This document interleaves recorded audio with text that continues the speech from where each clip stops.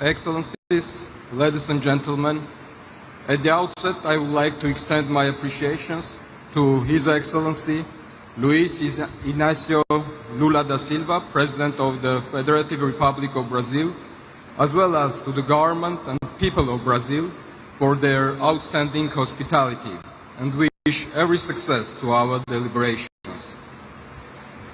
We are meeting here in Belém at the heart of Amazonia on the 10th anniversary of the adoption of the Paris Agreement, with a renewed sense of hope and optimism that we can turn the dangerous tide of climate change and achieve the agreement's objectives. As we enter the critical decade of implementation following the first global stocktake, the decisions we take here in Belém must chart a credible path towards climate resilience and climate justice.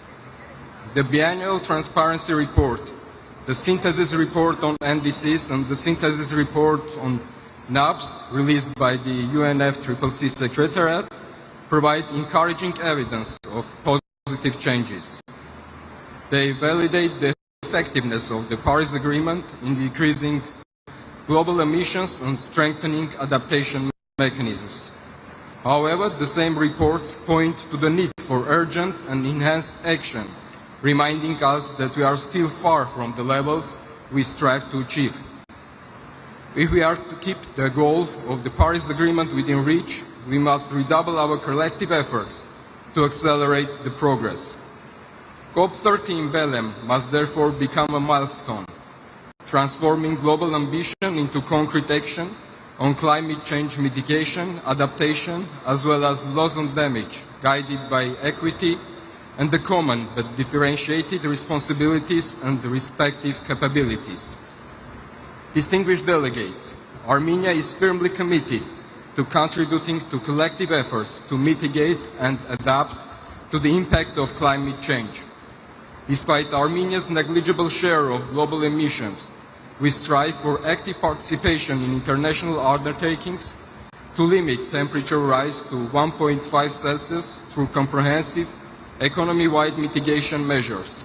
As a landlocked developing country, Armenia seeks to demonstrate that even small states can lead by examples through ambitious national actions. Armenia's updated NDCs for 2026-2035 under the Paris Agreement, informed by science and national circumstances, will represent an enhanced commitment to addressing climate change-related challenges. They aim to climate-proof our ecosystems, biodiversity, agriculture, and livelihoods. Our efforts are underpinned by the adoption of a comprehensive climate law, establishing a robust legal foundation for long-term economy-wide action and the integration of climate priorities into all sectors.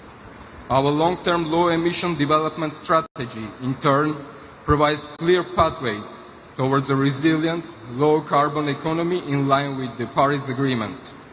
Energy transformation lies at the core of our climate strategy.